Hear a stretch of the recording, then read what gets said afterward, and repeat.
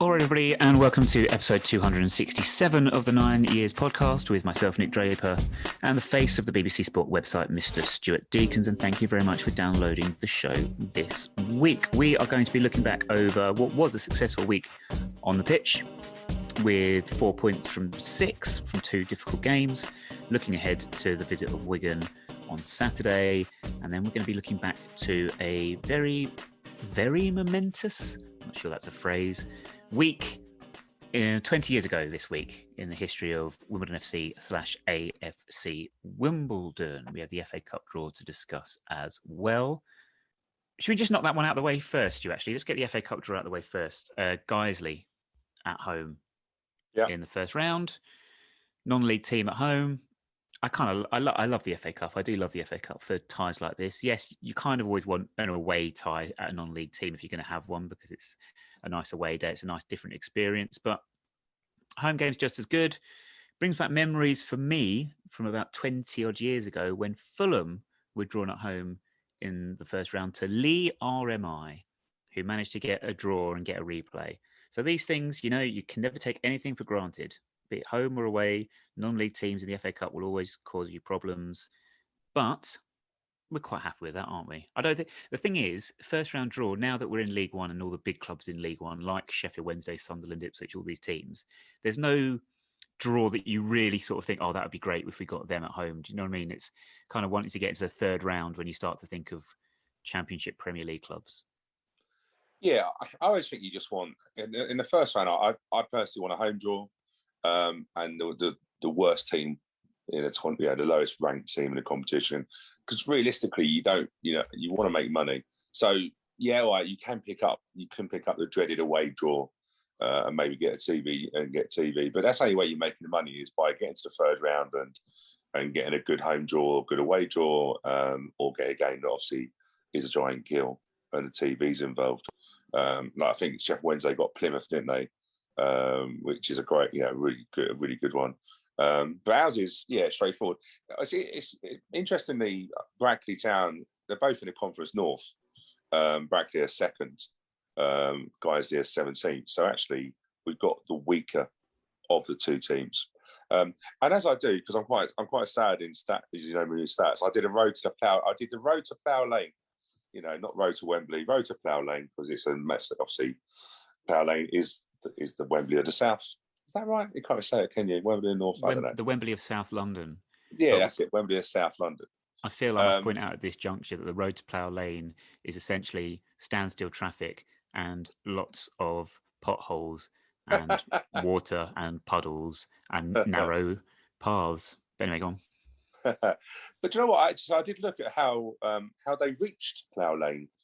And do you know what? Interestingly, one giant of non-league and one giant of a team. So in the second qualifying round, Guiseley beat Colne. Wow. 1-0. We all remember Colne, don't we, in the FA. Is it FA Vase or Trophy? Vase. Vase, wasn't it? When they basically, every player was 6'5", wasn't it? And Northern. Yeah. Great day, though. Yeah. And in the third qualifying round, they beat Blythe Spartans, which is an old side. So, interesting when you look at their road to Plough Lane. But I'm looking forward to it. It'll be interesting to see what attendance we get, because at King's Meadow we're probably looking at 2,000 if that. Yeah. But I'm quite confident we're going to hit 4,000 or 5,000. For the FA Cup game. But it's a good draw. It's we don't know if it's Saturday or Sunday yet. It's not a live game. I reckon it might be on there. I think they're still doing their Sunday live score thing, don't they, on BBC? Yeah, I hope not. I've got a feeling it might be on that. But decent draw. I looked to see live television picks, BBC and ITV sharing the coverage this year. So it's all on terrestrial TV, although some games on ITV4, I don't know if that counts as terrestrial now. Who knows? It's on Freeview. But 6 live games just seems a bit excessive to me. And I really hope that Sunday thing isn't still happening, because I hate that so much. It's just needlessly pushing games onto a Sunday at 2 o'clock. Just give us a Saturday 3 p.m, please, and I'll be very happy. Yeah, definitely. I looked at the games. There's some decent enough games actually. Some decent draws this time around. I think Dagenham, Salford, I think was one. Yeah. Dagenham Yeah. are doing well in the conference this year. Mm-hmm. And St Albans, who conquered Corinthian Casuals. Obviously, we've got 2 loanees there, haven't we? Mm-hmm. And they got a home draw against Forest Green. So, I think, not a bad draw. And, you're right. We shouldn't take it for granted that we're going to steamroll this team. But hopefully we do it in one game and we don't want to replay. We don't want any more games at the moment. No, certainly not. Do you remember you mentioned about attendances at Kings Meadow and what we'd likely get if we were still there? The mystery that has never been solved for me is when we got to the second round for the first time, and we had Stevenage, and we were non-league at the time, and they were in the Football League at the time, and we got like something like 3,200. I know Stevenage isn't a great draw, but it's the first time we were in the second round, prize of a third round tie on offer, and we only got. I just thought that was odd, but hey. Was that a live game? When we drew ITV put it on TV. Yeah, they did. Yeah, that's right. I think the thing with Kings Meadow is that, like I say, unless you had a ticket, get a seat in the stand, or you were 6'5".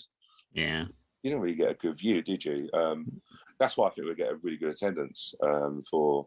And I know obviously it's not a competition that we want to play in, but the Football League trophy game attracted 4,000, didn't it, for Pompey? So. And there was a lot of newer fans, if that makes any sense. But I think we'll hit 4,000-5,000 easily.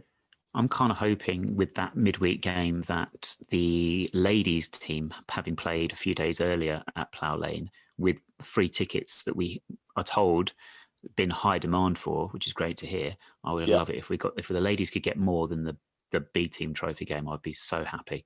But we'll see. I will be keeping an eye on that one, definitely.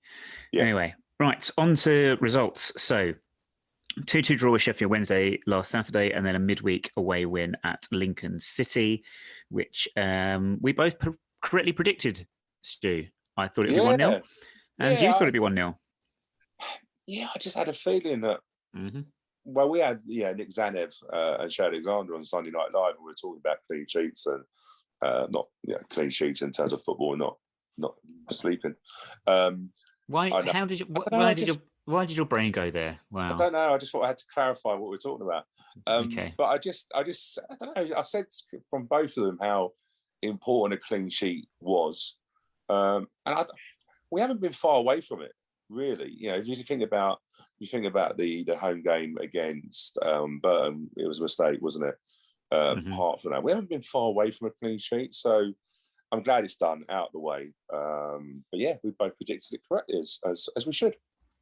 Yeah, I felt the same as you. Again, people are going to say, probably sigh when I say this, law of averages. We had to keep a clean sheet at some point, and Lincoln away I just felt was a winnable game. They have 2 home games, Saturday and midweek. They'd won on the Saturday against Charlton. It's very rare, as I keep saying to people, that teams win those 2 games back to back. If you've got one at home and one away, then yes, that happens, and we'll talk about Plymouth doing that a bit later. But I thought when it's like we've had it in the past where we've won on the Saturday and we've thought we've had an easier game in the midweek, we'll get another win and 6 points. It never happens that way. It's just one of those strange things. You mentioned the Burton game though, and how close we were getting a clean sheet, and it was a mistake that let them in for their goal from Anthony Hartigan. But I was thinking of the Burton game because the Sheffield Wednesday game was almost identical in the sense of I don't think Burton were as much on top of us as Sheffield Wednesday were after an hour. I thought 25 minutes to go at 2-0, looking like it was going to be a very boring 25 minutes because they were clearly on top, and Nick Zanev had to make 3 good saves and they missed another good chance. But exactly the same as the Burton game, what happened is they retreated, couldn't keep possession, ball kept on coming back towards their goal, and eventually when that happens, you're gonna break at some point. And we got back into it, got the equaliser, and then exactly the same as the Burton game. As soon as we got the equaliser, all of a sudden, in the same way that Burton did, Sheffield Wednesday suddenly remembered how to play an attack and was suddenly creating chances again and getting players forward and could have stole it again at the end, much like Burton could have done it as well. So it's a funny old game. Yeah. I think perhaps, I must say, Sheffield Wednesday for that first 65 minutes, they are severely underperforming in this league at the moment because, I mean, it's Barry Bannon for a start is just far too good for League One. It's ludicrous. It's Dele Bashiro, isn't it? No, number 17, centre midfield. I thought he was fantastic, especially the first half, in fairness to him. The two up top were a handful. Lee Gregory is an absolute handful. Patson is a handful. Do you know what? Berahino came on, and I was quite pleased with that because I don't know what's happened with that player, but blimey, let's talk about Ravel Morrison-esque fall from grace. Yeah. But anyway, your thoughts on the performance?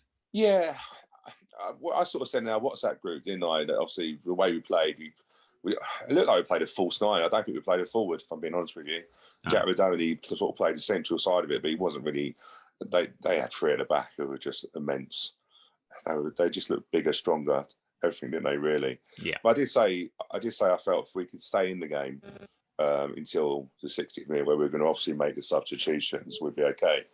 The irony was they scored the second as Presley and that. Yeah, we're ready to come on.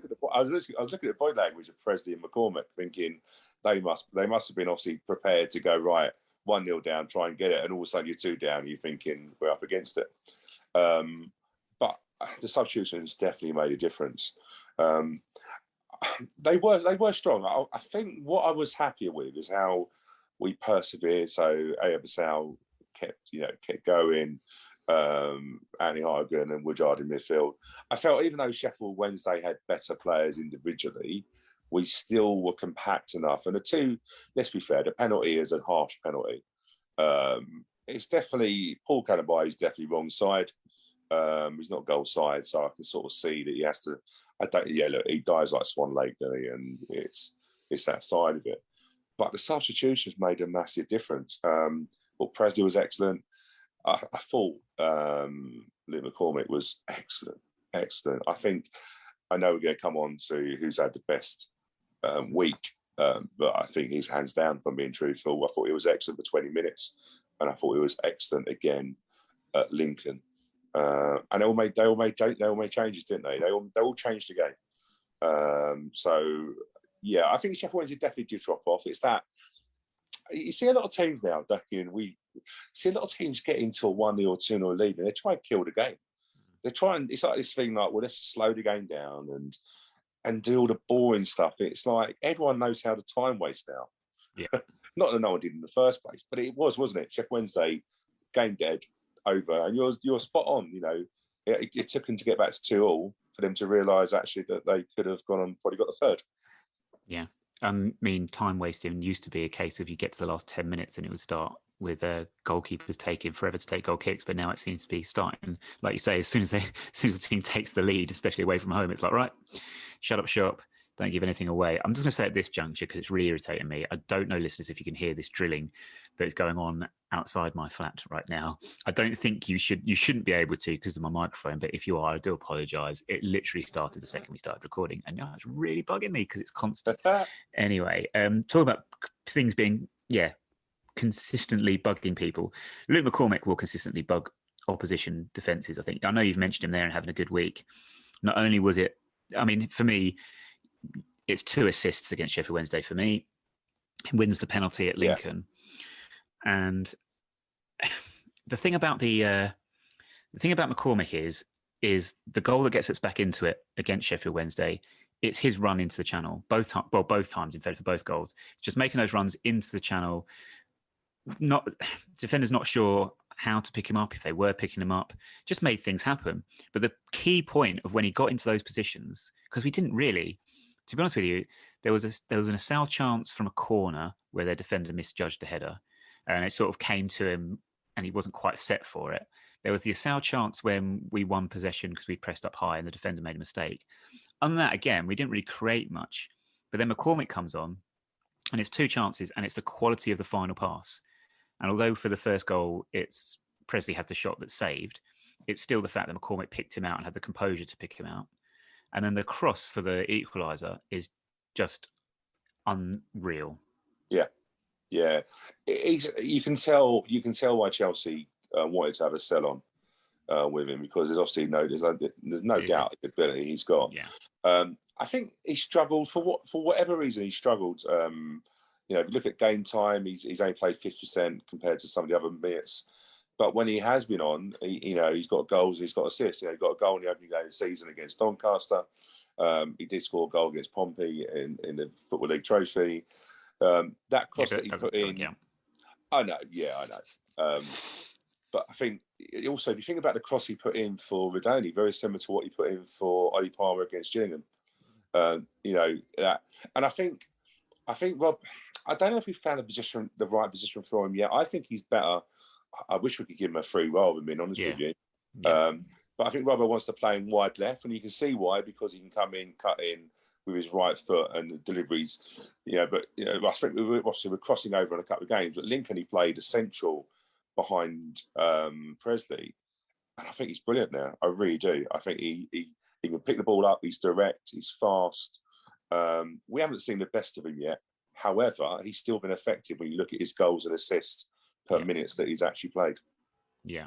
I mean, that link up is going to be important for us, isn't it? Because as it stands, Presley's going to have to start. Well, he's going to have to be playing every game from now on, really. I think it didn't work against Sheffield Wednesday without having that focal point up top. Mabude, I know you talked about we didn't really have a striker. We'd sort of rotated it. Mabude, Redoni, Asal. Mabude's not that player. So those two, Presley up top, McCormick, free roll centrally behind, Redoni and Asal either side, I think that's what we're going to look at. And I think there's, as we've always said, there's obviously goals in this team. Pre-season seems a long time ago, but it's going to be a hard ask for him, isn't it? Because Presley's had a good week, took his penalty really, really well. Second penalty of the season for him. You mentioned earlier about wanting to avoid a replay because we don't need any more games in the fixture calendar, and it is hard. It's really hard for a young team to keep this up, isn't it? And especially Presley is going to be asked a lot of over the next, probably for the rest of the calendar year. Yeah, and the problem is, in terms of, Presley's 19, Watts 19, 20, McCormick 22, I think. Yeah, if you're asking a 19-year-old forward to play Saturday, Tuesday consistently the whole way through and not pick up any knocks, because the body's not used to that. When he was playing at Brentford B didn't play Tuesday, Saturday, and they had a mixture of they played a lot of especially the season where he's got 20 odd goals. They played a lot of non-league teams because they couldn't travel abroad because of COVID. So he hasn't. Yeah, they're all still learning, and I think that's been a problem with Asal and Redoni. Redoni hasn't played that many games. When you look at it, hasn't played as many games as we think. But again, going on to Tuesday, hey, look, outstanding. When you think about constant thorn in their side, but it is going to be difficult. I hope we can do something in the transfer window, the January window, not transfers, but probably loans. Do we look at bringing Corey Andrews back from Aldershot? Is that something that's going to? He is a bigger player. We might have no choice but to bring him back in, simply because, as you say, we need those numbers, don't we? So. We've got to get through until the window, but yeah, Robbo's got to keep this squad fresh. He's changing around. People were questioning why Henry Lawrence wasn't starting against Sheffield Wednesday, but simply we've just got to manage this team through. But it's difficult, isn't it? If you think about the starting lineups, they're roughly our strongest teams. Yeah, roughly. It's the bench that isn't as strong as we probably need it, but that was always going to be the case. Was Lincoln our best performance of the season, though, as a whole performance? Best first half. I think the wind. I was listening to the Lincoln commentary purely because I like to hear, because obviously one, it's biased. They're all biased, aren't they? But you get a bit to understand if they think the team is struggling or playing well, or how they see the opposition, and they loved us. But they picked up very early. We pressed so high against Lincoln, and they did say, the Lincoln commentary were saying that they like to play out from the back. We obviously spotted that. They did say that Michael Atherton doesn't like to change that. He's very rigid. But we were high press and an aggressive. It was how aggressive the press was as well. If you think about, I think there was one opportunity when the goal is where we pressed high, but we even pressed higher when I think we robbed their centre half in the area.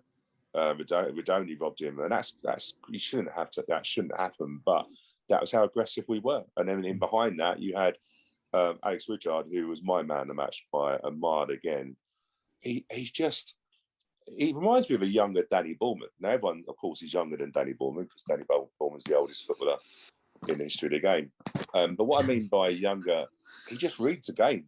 His experience, he reads the game so well. And everyone says he's everywhere, but he isn't. He's just where the ball is. But that's because he just tends to read very well the game in midfield. We robbed high press for the penalty. Was it a penalty? No, Okay. I thought it was a weak penalty. But as they say, it evens itself out, doesn't it? The weak penalty against Sheffield Wednesday. It did chuckle me when people were saying how biased the referee was. He booked 2 of our players for time wasting in the first half. So he was hardly biased towards us. But yeah, I thought it was a weak penalty. I've been again both penalties. I was disappointed the Sheffield Wednesday one being given against us, and I'd again been, as a Lincoln fan, I'd been gutted if that had been given against us. The difference for me between the 2 penalties, I mean, I think they were both soft, but was the reactions of the players. We need to be a little bit more vocal in our opposition, because really the referee gave the penalty on Saturday, Sheffield Wednesday. Chris Sargentson, of course. That would be the only time I say his name today. And there was no real reaction. It was like, oh, okay, all right, it's a penalty. And we all just trotted back, took our positions on the edge of the 18-yard line. Bench weren't saying anything or protesting with the referee. You watch the Lincoln game back and their players are right straight in the face of the referee. Like, no way, what's happening? And that's just something. I mean, people say we don't like to see it. No, we don't like to see it. But sometimes, if you're allowed to do it, you've got to play the game sometimes. Yeah, Joe, it was weird because I actually missed the penalty incident live because my son was getting a bit agitated towards the second part of the second half. So I was literally just, I can't know what I was doing. I wasn't watching the game. I looked up and saw the penalty. But you're right, I saw the reaction of players and I thought I must be a clear cut then, simply because I hadn't seen the actual live incident. I think we did mention it on Sunday Night Live, and I think Chad Alexander just said, well, you can't change it. I get that, but you still don't want to let the referee's made a mistake or you feel the referee's given a harsh penalty. You want to make sure, because referees psychologically have a habit of balancing these things up, don't they? If they think they get a dodgy decision, they have psychologically somewhere along the line, you might get a dodgy decision late on. Yeah. So, and I know we don't like people. There was supposed to, but believe it or not, I remember Robbo telling me in the summer that there'd have been a new rule. They were going to be. Sorry, my cat is just disturbing me. There's going to be a new rule where apparently, if you stood on the ball, they send the ball to stop a free kick or referee, there would be a stronger action from referees. There's still nothing, is there really? No. The crowding and stuff like that.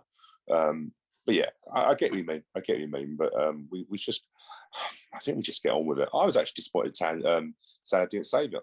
I think he's very strong on penalties. He should have got better. He should have got closer to it.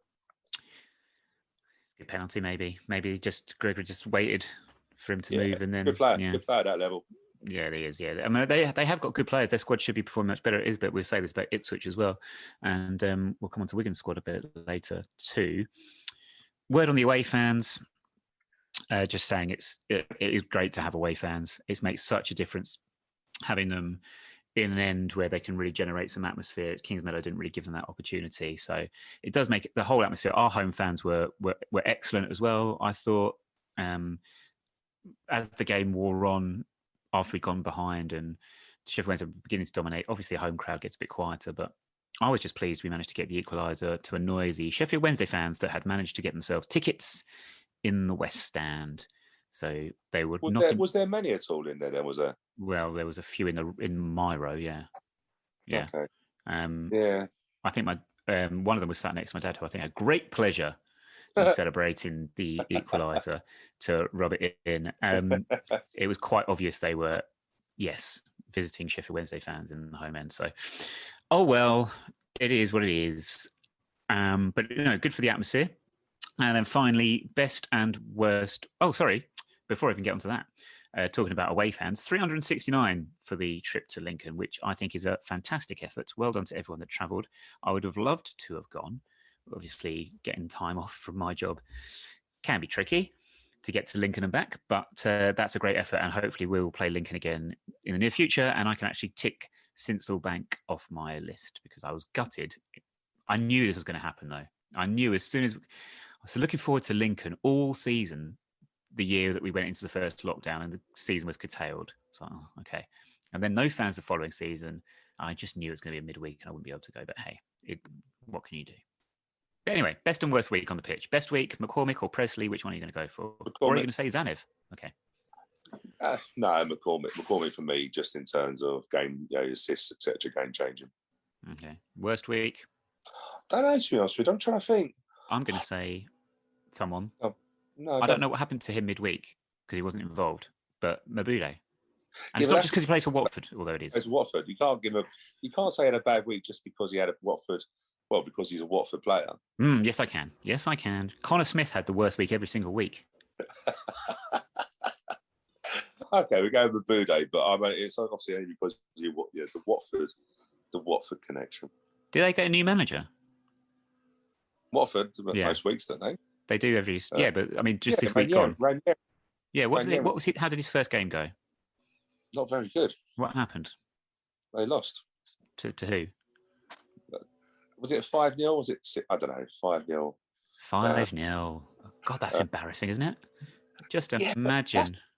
That's what happens, though, doesn't it? In the Premiership, do you know what I mean? Those scores are not really not surprising anymore, are they? Do you know what I mean? There's such a difference between your top and sort of bottom teams. And Watford are a yo-yo team, aren't they?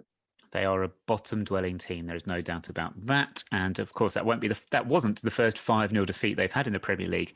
For those of you that remember December 1999, with the famous 7-8-9-10-11 5-0 at Selhurst Park. Very quickly before we move on, I was going to say to you, obviously that was the debut game in the pub, i.e. for the screens were working at Plough Lane on Saturday. Yeah, Watford were the first game shown on screens. Watford, I suppose. Thank God they lost. Imagine if they won, it'd be horrendous. So we've got BT and because my son was playing up at half time, I went on the West End concourse and they had Soccer Saturday on, which was great to be able to just see the scores coming in. It is. I know it sounds like a proper football ground. Yeah, and I know it's just a TV, isn't it? But yeah, it's finally working, and it's Plough Lane is taking shape, isn't it? Yeah, love it. I can't wait for home games. No, and thankfully we've got another one on Saturday. I was about to say tomorrow, but it is tomorrow because we're recording on Friday. We're a bit late, and we're recording on Friday. It will be released on Friday, so it is tomorrow. I can actually say tomorrow. So good. Very critically due because we're sort of running late. But it's sounding great. So I'm just going to run through what I picked out elsewhere in League One, and that was the fact that, like I said earlier, Plymouth 2 wins in 2 away at Oxford. I thought they were going to lose that because they've not lost since the opening day. I thought law of averages, but no. Great win at Oxford 3-1, and then they beat Bolton in a game of water polo 3-0 in the week with the most hilarious third goal, which you just have to laugh at. But bad week for Bolton. 4-0 defeat to Wigan on Saturday, 3-0 at Plymouth. I mean, it's a tough set of fixtures, but you don't want to go 4-0, 3-0 is harsh. Elsewhere, Charlton, bad week, lost at Lincoln. Can't remember what they did in the week, but Nigel Atkins sacked. So Charlton will be needing a new manager. Yeah. Do you know what? I thought also Cheltenham had a good week as well. 1-0 winner. I didn't think they were at the races. 1-0 against Accrington, who then beat Charlton at their place. Oh, okay, yeah, sorry. Yes, and then beat Morecambe 3-1. So they're doing really well, Cheltenham. Teams that come up, when we look at they're sitting in 12th at the moment, 18 points, one above us. It's, the teams that got promoted, it's only Crewe, not Crewe, sorry. No, I'm trying to think who got promoted now. None of the teams got promoted in the bottom four, are they? Doncaster are doing their best to be rock bottom and be relegated by Christmas. Oh on, listeners. You're going to love the listeners are going to enjoy this as we try and struggle through which 4 teams actually did come up last season. So, I just think it. Cheltenham, Cambridge. It was Crewe. I'm sure it was Crewe. Who the hell was the 4th? Were they there last year? Morecambe. Of course, it's Morecambe. I don't think Crewe were there last year, were they? Cambridge. Cambridge, Morecambe, Cheltenham, Crewe. Did Crewe come up? Oh, this is great radio for everyone. Division last year. Let me have a look. No, I think you're right. Yeah, I'm sure it is Crewe.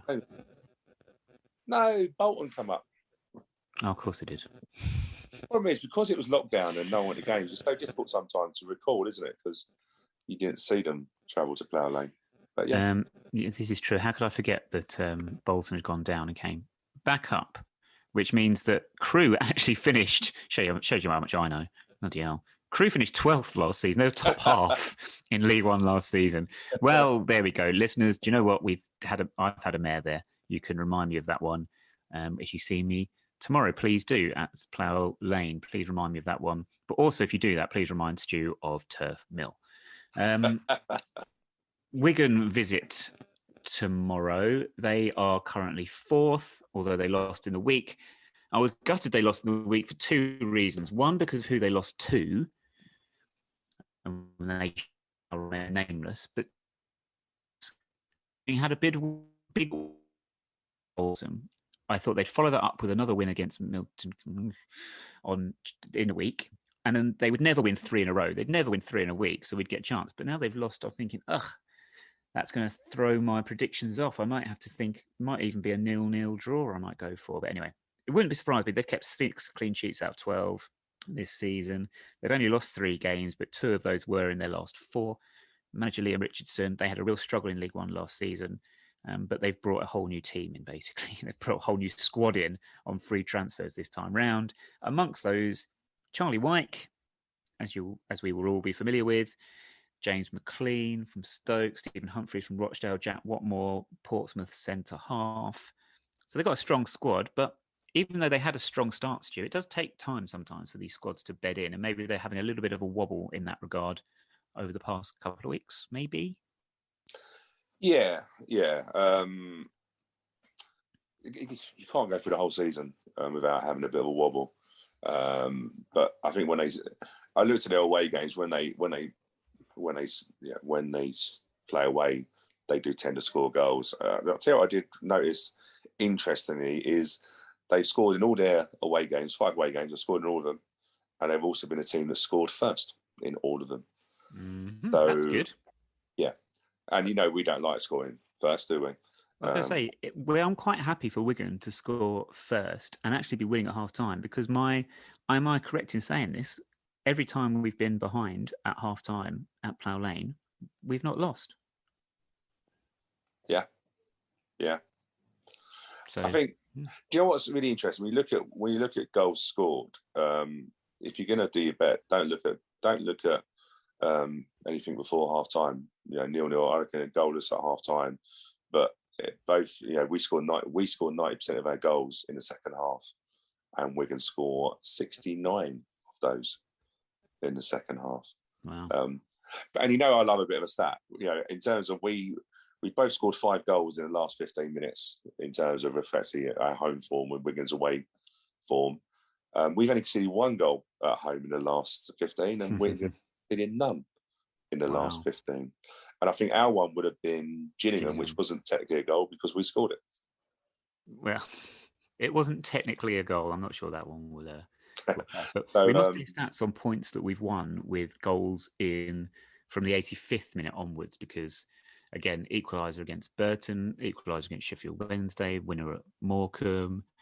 We've added up late goal against Oxford, but I think we must have picked up loads of points. Oxford didn't gain us any more points, but if you go back if you look at the last half an hour, we scored out of our 20 goals, we scored 13 of them. When you look back at the last half an hour of games, not the last half an hour of recording. No, sorry, yes. In the last half an hour of games, 13 to 20 goals we scored in the last 30. Wow. Which probably is a reflection of our substitutions and our fitness. Yeah, massively. Fitness is a huge thing. Our fitness levels are crazy. because when you look at the high press that we do, it's very difficult to keep that going for 90 minutes, and we can't. But very few teams finish stronger than us. Yeah. So that's a credit again to the fitness levels of the team. Elsewhere in League One this week, highlight for me, and which is just an average fixture list really, I've picked out Shrewsbury versus newly promoted Cambridge, who were promoted alongside Morecambe, Cheltenham and Bolton. What sort of numpty would say Crewe got promoted last season? Just to see how Shrewsbury get on, because Shrewsbury at home, I know that they beat us at home. Cambridge at home, they would think is a winnable game, and they need to pick up 3 points if they want to get themselves clear of relegation. So I'll just be interested. That was the game that I'm interested in seeing. Everything else, I don't know. Was there anything that really appealed to you? I suppose when you look at it, Morecambe, Plymouth go to Morecambe. Morecambe had a decent start, haven't they, to the season? Starting to struggle a little bit over the last few weeks. Yeah, definitely. But it'd be interesting to see. Plymouth can't keep this form going the whole way through. No. Especially when you think about when they played us, they beat us 1-0. We battered them first half, and since that game, they've just literally gone on a very, very good run. But I suppose that same thing. Accrington home to Pompey. Cowardy's under pressure already. That was always going to be the case, though, wasn't it? When you think about it, I felt when he went to Pompey want things to happen straight away. Yeah. Cowley's not that. Cowley's, changed it from top to bottom. Mm-hmm. So maybe wrong manager, wrong club. Could well be. Prove that way. Do you know it's kind of similar in a way to Ipswich? Similar-ish, maybe. I know that they weren't happy with Kenny Jackett and not getting him up, but Ipswich had the same thing under Mick McCarthy, and they were desperate to get rid of him. And as soon as they did, look what's happened. So be careful what you wish for. Well, he's on Cardiff now. Yeah, but Welsh teams shouldn't even be in the English league, to be honest with you. Anyway, right. Last knockings then. We'll have a quick look at what happened 20 years ago this week. And before we get onto some very interesting football and club-related news, let's just get the singles and films and bits out the way. The number one single on the 22nd of October, not the 2nd of October like my script says, needs 2 2s in 22. Number one single was Because I Got High by Afro Man, a song I had long forgotten about, but I think we should point out, Stu, that drugs are bad.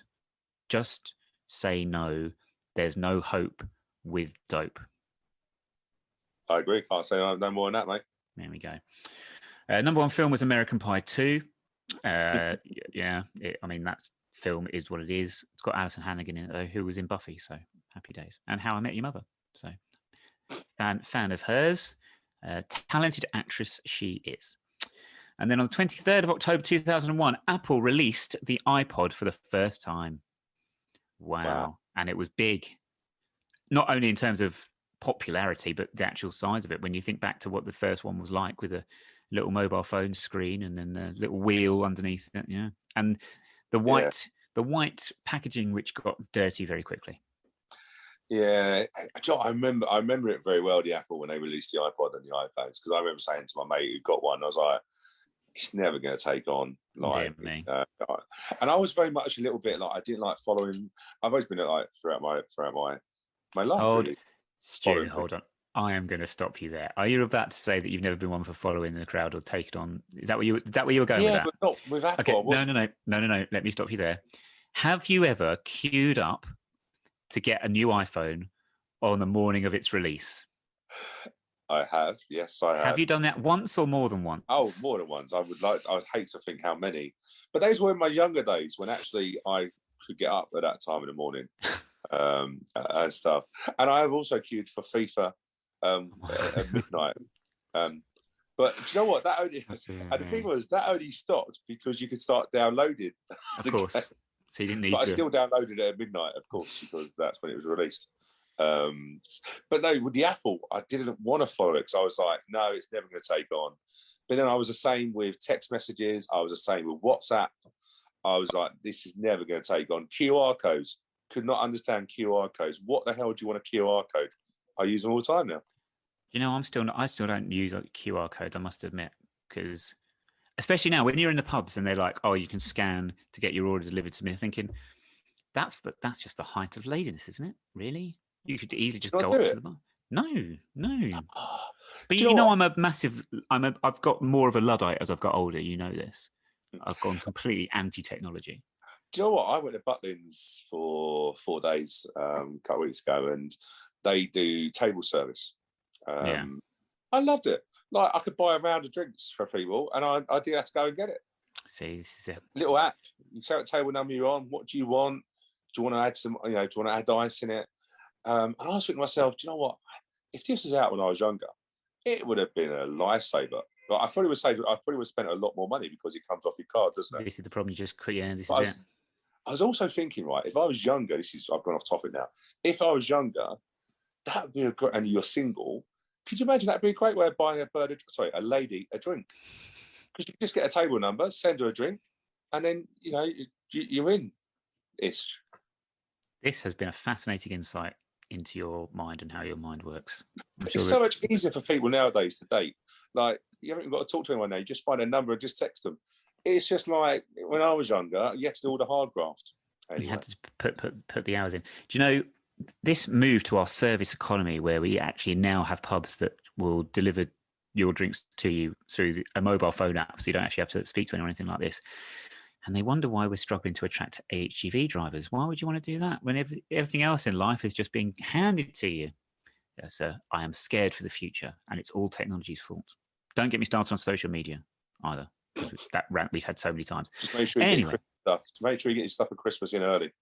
I will do. But do you know what I will do, Stuart? I'll be going to the shops and I'll be buying my Christmas presents and I'll buy them at the counter and I'll interact with the customers, the person behind the till and all that business. Nothing's getting delivered to my household. No. That's not Christmas for me. I'll go and do it. Anyway, life was much simpler 20 years ago. And 20 years ago, on the pitch, bit of a rubbish week, lost 1-0 at home to Coventry at Selhurst Park. 5,000 fans were there. I think David Thompson scored the winning goal, the former Liverpool. Yeah. I've got a memory of a bit of a long shot that seemed to bounce and skid off the end side of the bar or something like that. And then a few days later, we travelled to Millmore. And this is why modern life is rubbish, Stu, because Millmore is absolutely, as a football stadium, beats the pants off whatever the New York Stadium. And it was a proper old school football ground, great terrace behind the goal, great atmosphere. Pitch was awful.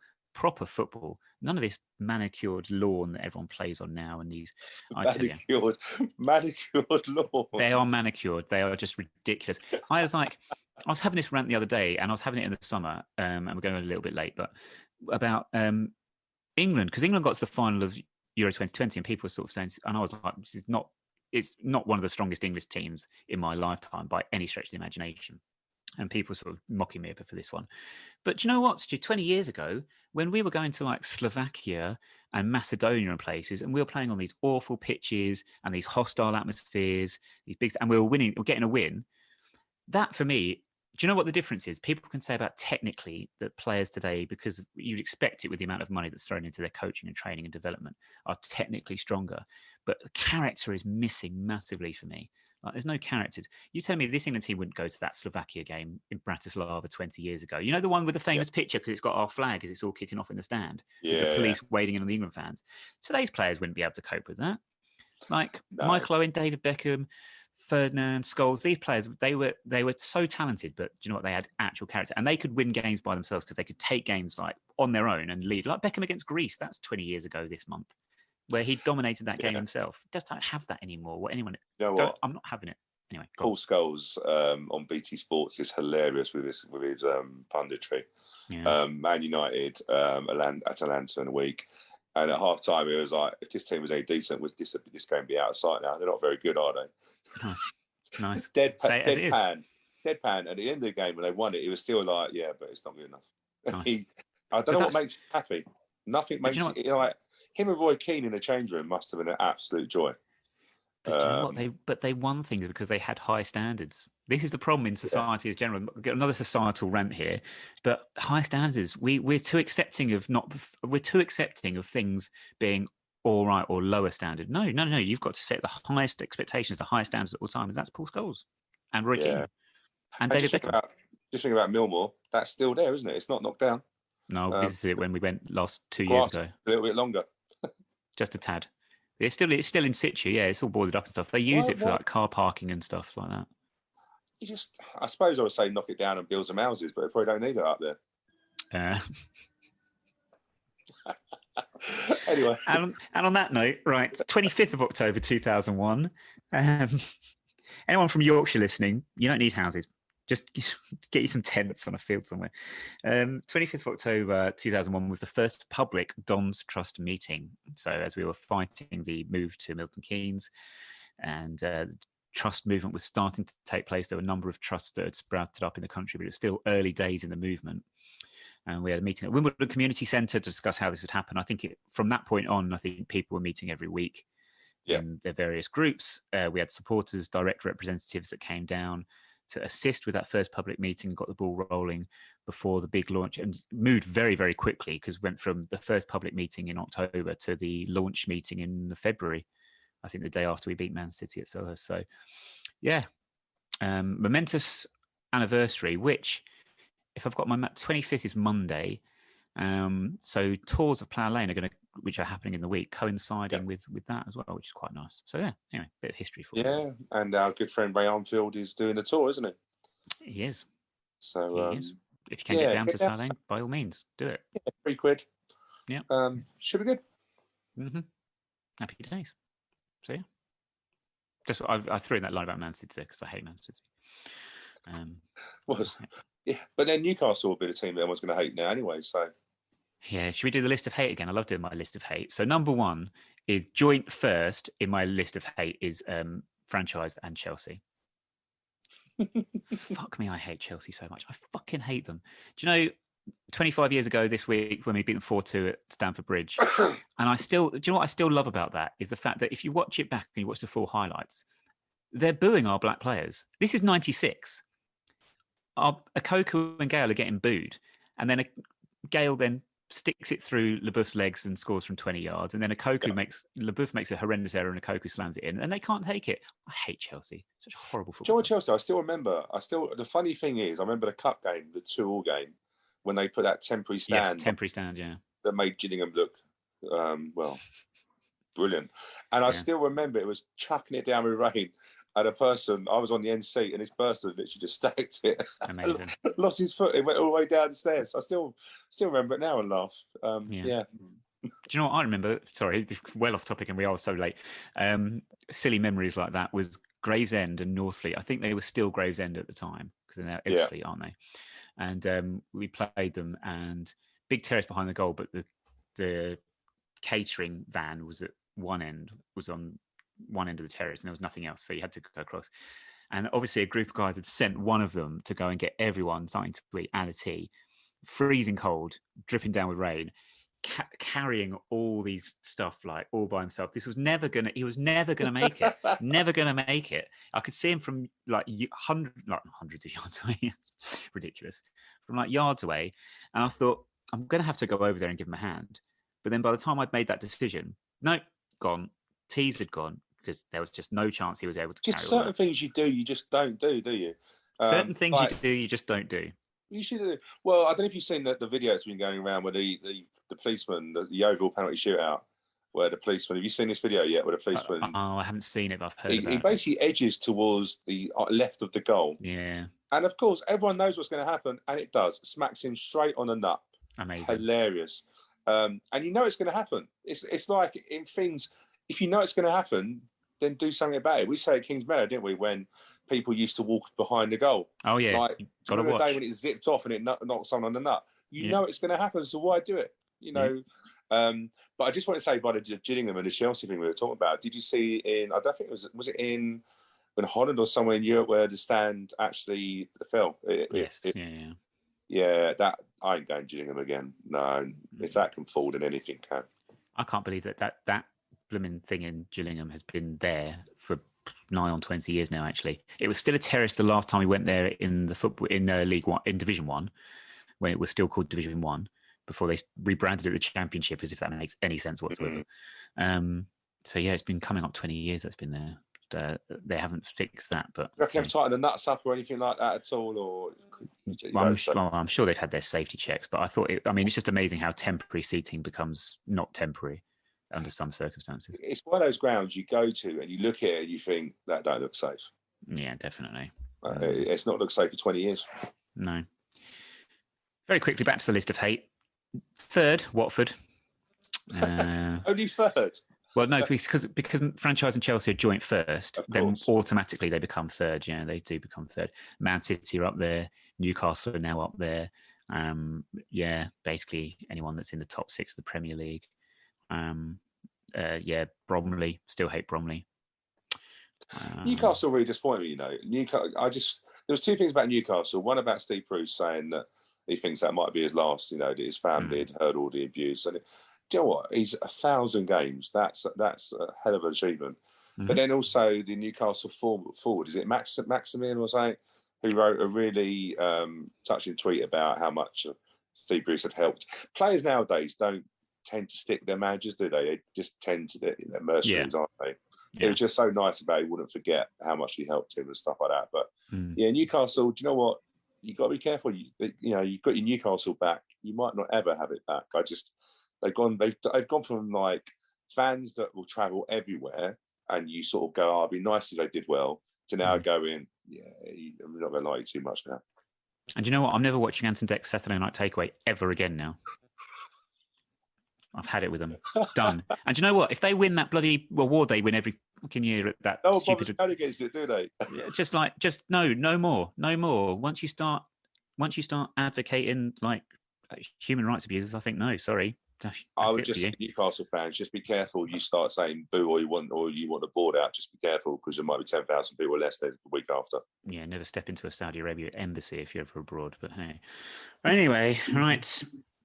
That's it. Enough politics for 1 week. Still hate Chelsea. Thank you for listening. Updates from the game with Wigan will be on our Twitter at 9YRS Podcast and Sunday Night Live as well on our YouTube channel. And Stu's blog is up as well. If you have a read of Stu's latest blog, links to that all on our social media. That is it, though. So, Stu, thank you very much for joining me this week. Thank you. Thank you very much for listening. Alexa Bliss, Bank First Milk Last 2 + 2 = 4. And we shall speak to you again next Friday.